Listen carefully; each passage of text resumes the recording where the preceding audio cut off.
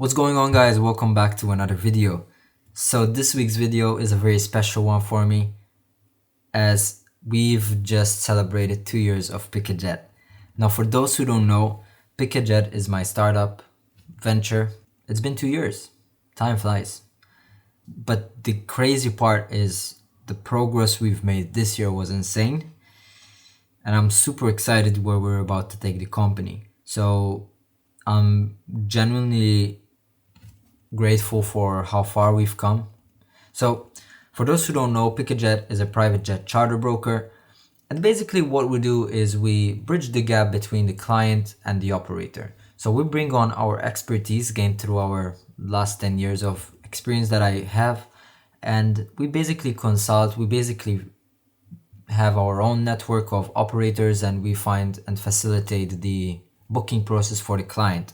So, a client might have different missions, different flights, and what we do is we help them get from A to B as easily and stress-free as possible while maintaining a boutique-like approach. So that's basically in short what we do. Obviously we do have some other services that we do on the side, but those are the main stuff that we do. So I wanted to make this video because I wanted to share with you a few things that I've learned throughout the last 2 years, but more specifically throughout the last year, because the last year has been revolutionary for us as we've taken the project up to a whole new level, and we are still obviously just getting started. A few thoughts of what did I learn throughout the last 2 years. Some of these things were expected, some of these things were less expected. So first thing, patience. For someone that was super impatient, it was a really big challenge for me to overcome. However, going into this business, I've understood the fact that this is a business that it takes a lot of years of hard work to build it up.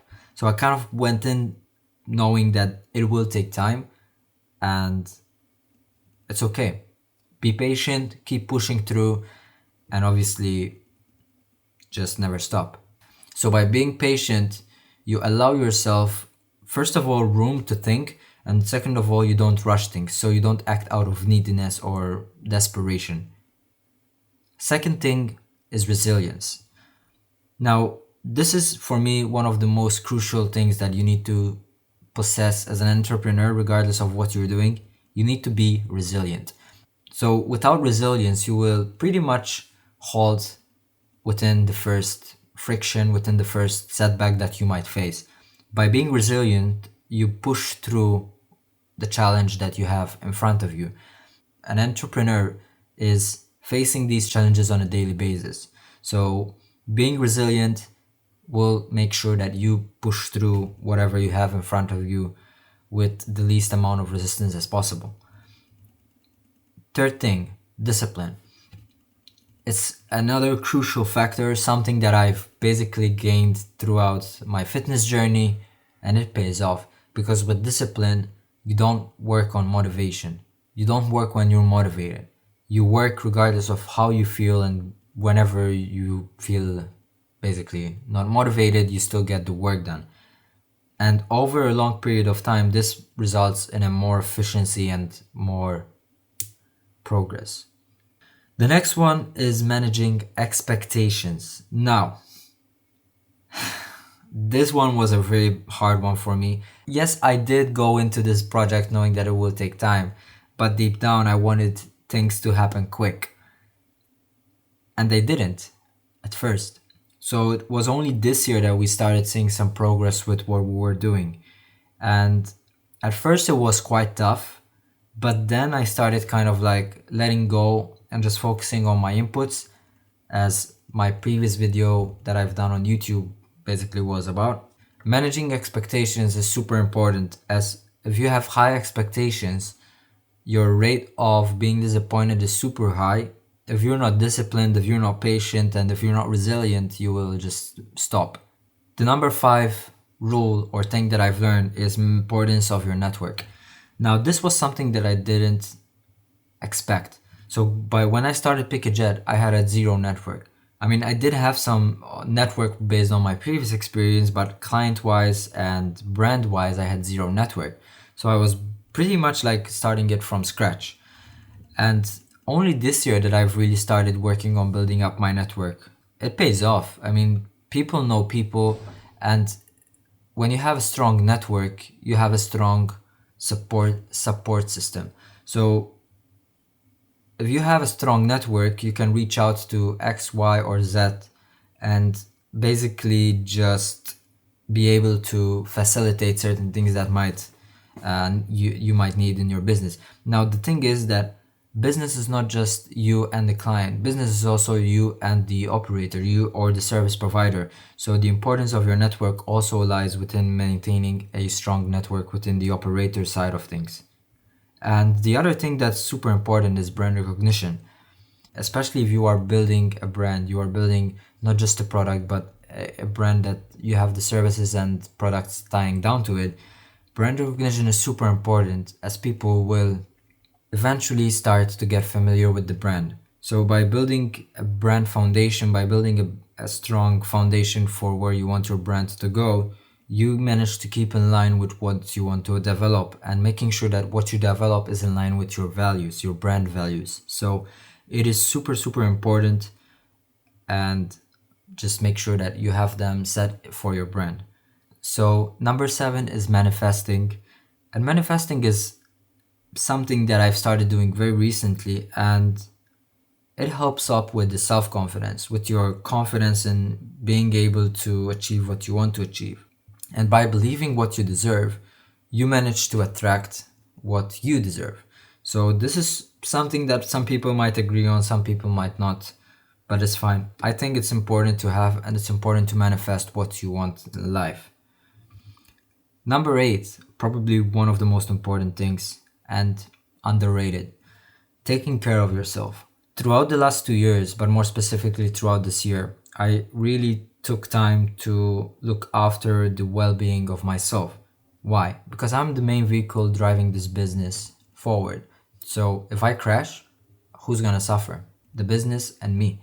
So by being able to take time off, by being able to take time to think and reflect and also do things that you enjoy to avoid burning out, you are basically taking care of your business. And you can combine quite a lot of things. So for example, for me, smoking cigars is something that I really enjoy and is my downtime. So what I do is basically go to affluent places where I can run into people, have good conversations and these kinds of things. So by taking care of myself, by taking care of my mental well-being, by doing something I love, I am opening up to the potentiality of meeting someone that might be of interest to the business. So you just need to be a bit smart about this and just avoid burning out. Apart from what I've learned, I also wanted to mention some of the achievements that we've reached this year. And this year has been monumental as we've basically developed the foundation of the brand, and we've developed the SOPs, the processes. We started integrating full out, decked out systems. Apart from joining the associations, which was a super nice achievement to do, we've also managed to travel to eBase. Now, eBase is the biggest private jet conference in Europe, so attending that was quite a big achievement, apart from the smaller ones that we've attended throughout the year. Another thing that I've also really am grateful for is the network that I've developed throughout the last year. I've developed quite a nice network where I can have anything within reach. With basically, if I need financial services, if I need lawyers, I know people that have my back regardless of where I stand in the journey. So this was something that I've also mentioned part of the achievements. But it's not just good. I mean, there are things that we faced. There were challenges that I had to basically push through. One of the things that is super common in the industry is people that get into private jets are typically older. So the competition is average most likely around the 30s. And since I'm such a young individual, age is a factor that you have to push through it. Now, some people might open up, some people might say, you're young, you don't know shit, and they just shut you off. It's okay, don't take it personal, just keep on trying to find clients. So age is something that it is what it is, but also it can be factored out by the way you act, by the way you speak. So if you speak out of maturity, if you speak well, the age will not get into basically effect. Another thing, finances, private jets, quite expensive. Chartering private jets, quite expensive. Managing the operations of a private jet charter brokerage, quite expensive. Systems, quite expensive. So yeah, finances, something that it is what it is, but you just have to figure out how to make it happen. Another thing is doubt, something that everyone goes through. And regardless of whatever you're doing, doubt will always be there. It's about managing doubt, and it's about having your confidence, being self-confident and understanding that you will push through this. Another thing is the lack of network. So that was one of the challenges that we faced in the beginning of the year, something that we've worked on, something that I've improved on throughout the last few months or year. And yeah, it was a challenge. I mean, it's been a wild ride. It's been a wild ride.